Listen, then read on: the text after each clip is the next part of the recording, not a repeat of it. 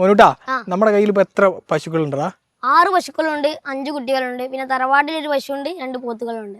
ഇതൊക്കെ നീ ഉപ്പയും കൂടെ തന്നെയാണ് കൊണ്ടെടുക്കണം. ഞാനും എൻ്റെ ഉപ്പ, എളാപ്പ എല്ലാവരും ഉണ്ട്.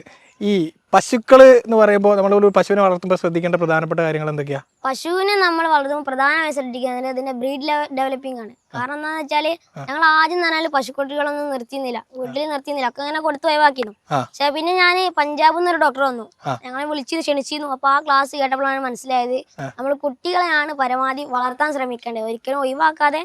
കാരണം വെച്ചാൽ ഈ പശുക്കുട്ടിന്റെ തള്ളനെ കാട്ടി 20% പാലുൽപാദനം കൂടുതലുണ്ടാവും ആ പശുക്കുട്ടി. അപ്പൊ അതിനെ നമ്മൾ മര്യാദക്ക് നല്ല രീതിക്ക് നോക്കി വളർത്തിയാൽ നമ്മളെ ഫാം നമ്മളറിയാതെ തന്നെ വളരും.